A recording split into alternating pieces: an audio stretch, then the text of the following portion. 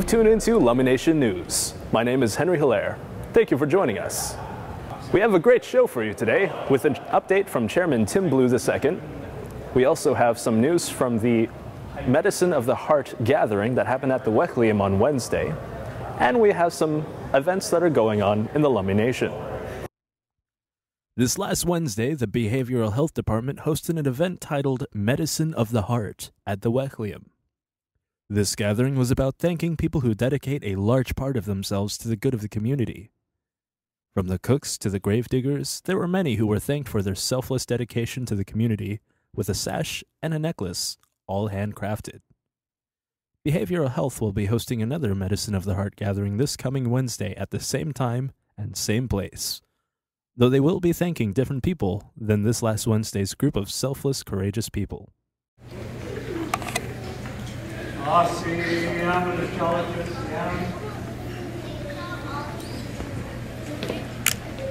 few words this evening.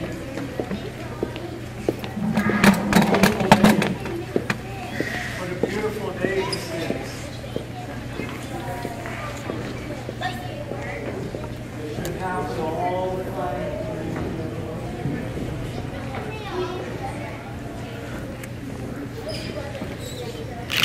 We're all family here. We all stand together during our time of hurt.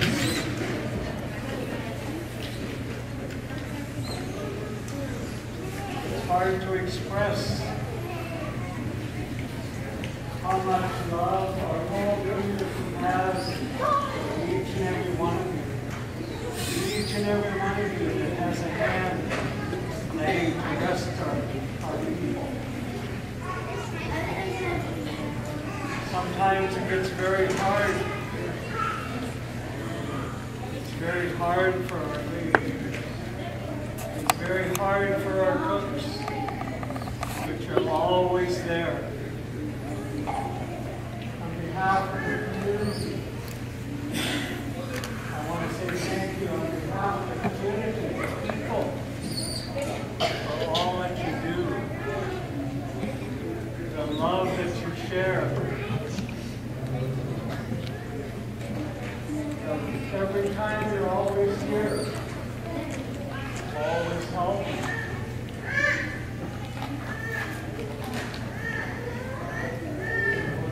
The family here, people that put this together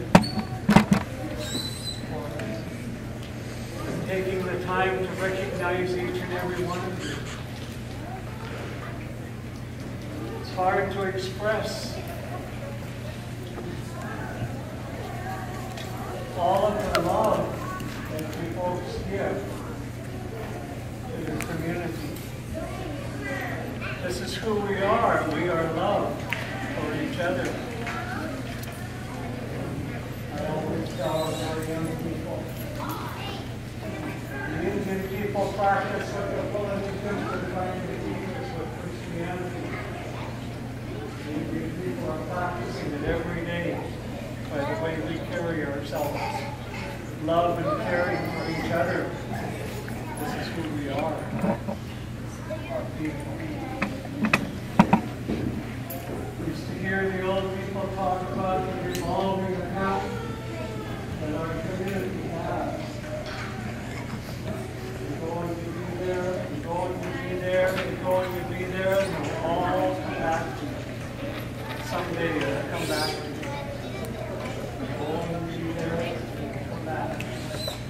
Whatever you give away, it's going to come back to you. All of the love and caring that each and every one of you do, it will all come back for you and your family someday.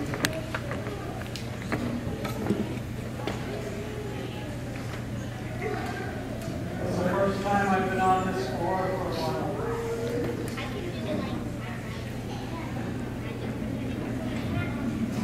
I was taught years ago by my teachers, my uncle, when you lose someone in your family, you quite over the years. So that's the way I was taught. My years just now up. That's the first time I've been on this floor. This over here. So just a few words of appreciation of all the love that you folks share with each other.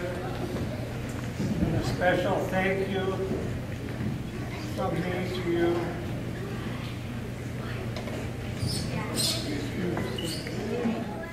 Good morning, Mr. Chairman. I'm here to get an update for Lummi Nation News. It's been quite a while since we met. Yes, it has. There's been a lot that's gone on. Thank you for taking the time to come over. As always, yourself and any other general council member, tribal member, our doors are always open here at the tribal admin building as well as the chairman's office. Happy we could sit down and give an update. Most recently, General Council met. What can you tell us about the annual General Council meetings?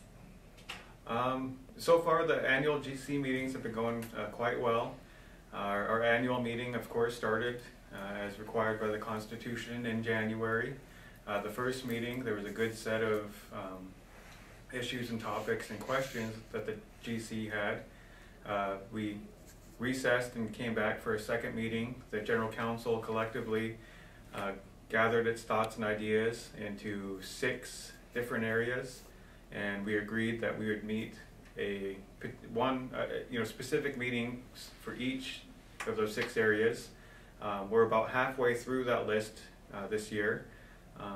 Typically, usually things start to break apart. We cancel and postpone meetings, but this year's GC participation has been real good.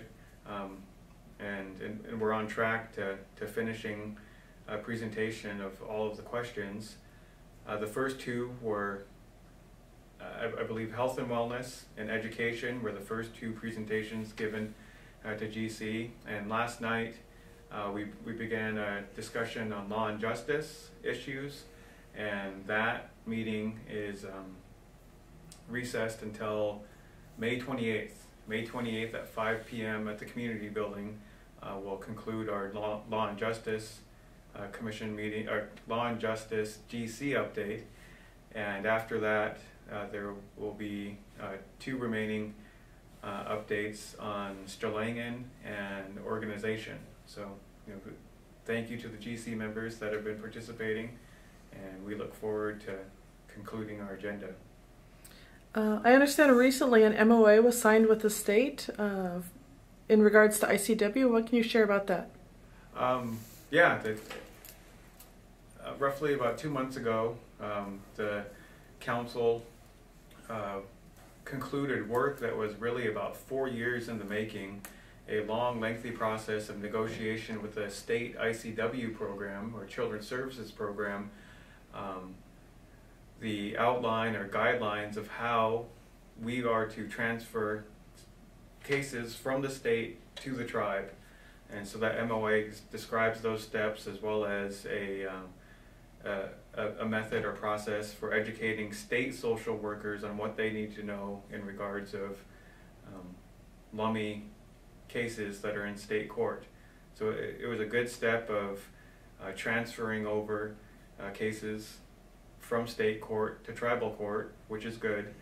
And in order to prepare for that, we did increase the staff size or staff capacity of our Children's Services Department, and also along with the state MOA that we signed, there was a list of 11 recommendations that the council approved by resolution to make improvements to the Children's Services Program.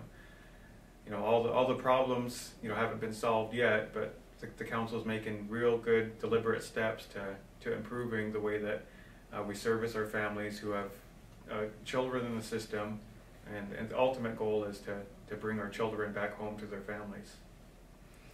In a recent Squawk-Wall article, you briefly touched on the 9th District Court case for UNA. Can you share some more information about that? So about 2 years ago,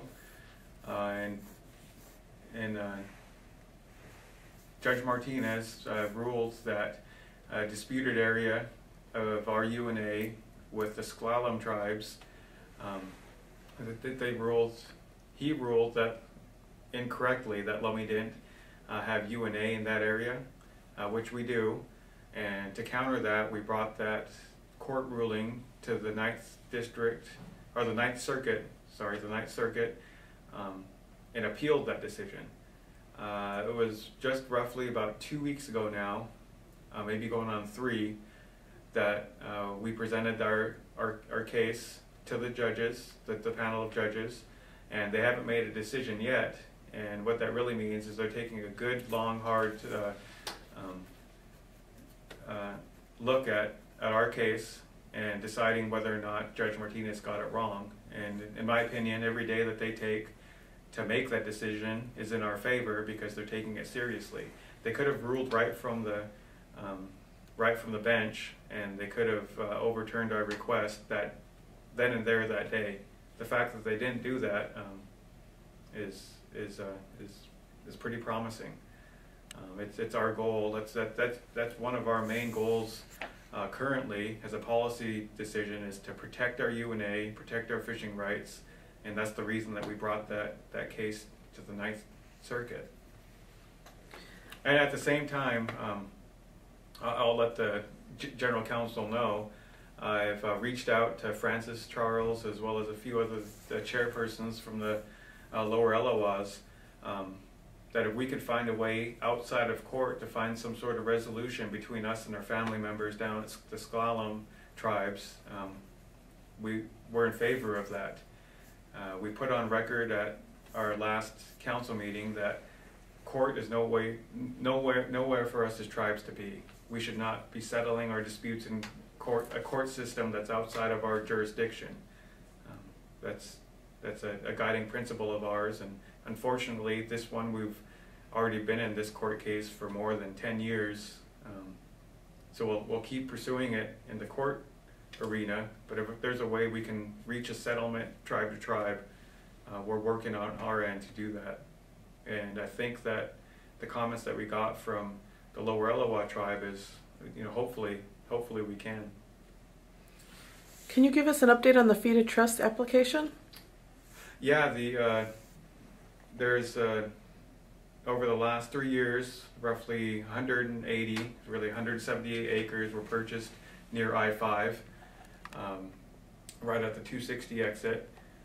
80 of those acres, we submitted an application for trust January of last year. Right around September or October, Stan Speaks from Portland submitted his approval of that trust application, but that's not the final steps. The final steps, there's a process to actually get it officially into trust, and within the next 30 days, the BIA and Kevin Washburn and that whole process should come to a close, and we'll have 80 more acres of trust. And at the same time, we'll have our second application for the remaining 80 acres to go into trust, and that's probably going to be another 1 to 2 year process. And the outcome of that, that the council's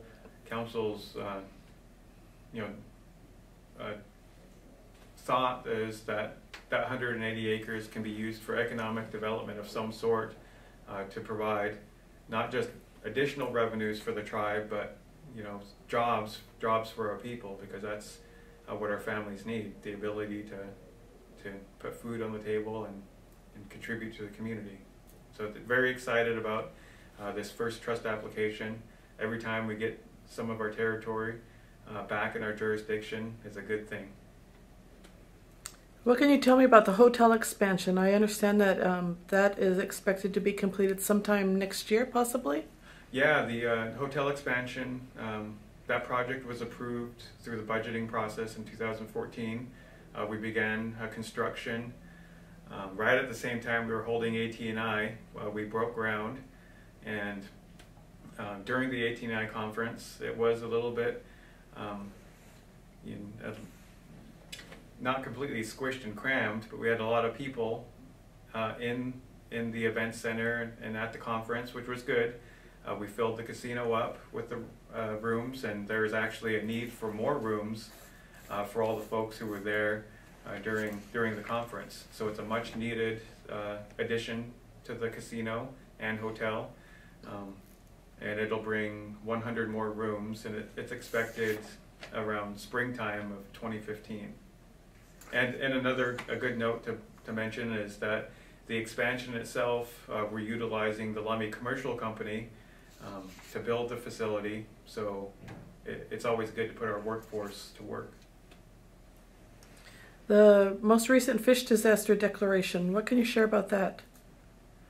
The sockeye run of last year was non-existent, and as fishing people, that's devastating to our families. The council declared a disaster in September of 2013. We took that back to Congress, and really lightning speed, we were able to get NOAA to declare a disaster within 4 months. I think in January of this year, end of January this year, NOAA declared the Fraser River sockeye disaster. Unfortunately, they didn't have any money to appropriate to the disaster, so we've been working closely with Senator Murray as her role and in the Finance Committee on the Senate side to start appropriating money to that disaster in this year. We've been told by her staff members that it's in the current bill, and so between now and probably this fall time, we'll be going back to DC to advocate that they put money into this year's budget for the fish disaster. And it's looking like that will happen.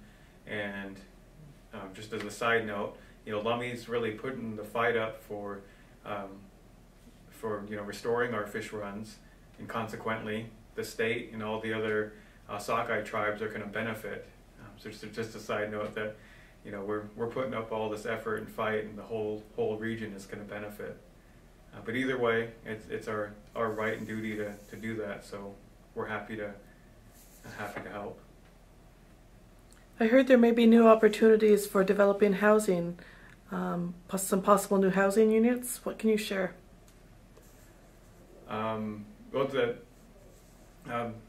About a month ago, I think two LABC meetings ago, there was 3 resolutions that were passed that allowed and authorized our planning department to develop and bring utilities to 178 parcels of land on the reservation.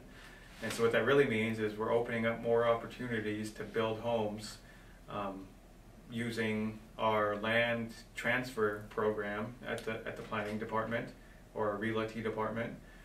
Anyone who's interested, we encourage them to contact either Richard Jefferson or Carol Lee at Realty.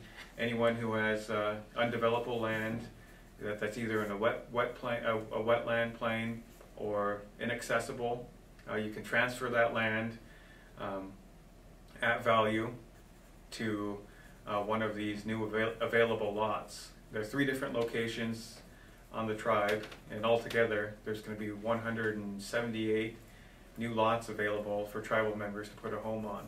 And with our growing population and our need for housing, that's a really big win for the tribe. Can you also give us an update on the Suboxone program? I understand that they will be moving, and their building is in process of doing some repairs and some add-ons. Oh yeah, so also to add to that, last year the council made policy changes and allowed for increasing the number of patients that the OTP clinic or the Suboxone clinic can manage. So that was a good step. Consequently, there's a need to house both the Suboxone clinic and the care facility in a newer, larger facility. And so the plan is that the care office and Suboxone clinic will move from their current location to the old court building, and we're renovating the court building to add additional space, and the the programs should move into that facility by September of this year. So this fall time, the care office and the Suboxone Clinic will have a new home. Lastly, thank you for your time, Mr. Chairman. We want to give you an opportunity to share about an upcoming visit by Senator Maria Cantwell. Yeah, we'll definitely have a update for Squawk after her visit. But tomorrow, Senator Cantwell will be here. We're going to have, looks like maybe 2 hours to visit with her. We're going to give her a tour through the reservation, as well as while we have the time with her, there's definitely policy decisions that need to be made at the federal level to protect our treaty rights, in regards to protecting the opportunity to fish, and that links directly to the Cherry Point decision. We're going to let her know about that. There's a bill that's going through Congress that looks like it's going to be reauthorized this year, the Magnuson-Stevens Act. There's language that we want her to endorse. There's a protection of our tax exemption under the GWE, General Welfare Exclusion Act and bill. We're going to, again, as we have over this last year, ask her to sign on to that, the language that the Lummi Nation has been endorsing for more than 2 years. As well as we're going to give her a tour of the facility, a tour of the Head Start building that the tribe paid for completely out of our own hard dollars, our own tribal revenue. Let her know that the trustee, federal government, hasn't upgraded our facilities for healthcare, the clinic, and that they're leaving it up to us. They're not meeting their trust responsibility, in my opinion. But it'd be good to show her the facility, show her that we're committed to education and early education, and also probably give her a tour of the clinic as well as the Northwest Indian College. So we're excited to host our trustee, and we're glad that they're making the effort to come out and hear of our concerns. Again, thank you for the update, and we look forward to meeting with you again later this month. Yeah, thank you. And as always, our doors are open, and Chashashwahwalik, Asia. And now for some events that are going on in the Lummi Nation. Tonight, that's Friday the 9th, Tanaka Means will be performing at the Enwick Log Building at 7 p.m. This event will be free. Tomorrow, Saturday the 10th, the Blackhawks will enter their first district tournament against Cedar Park in a home game at 2 p.m.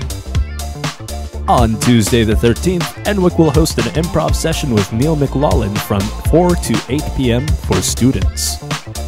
On Wednesday the 14th, Behavioral Health will be hosting another Medicine of the Heart gathering, thanking a new group of people.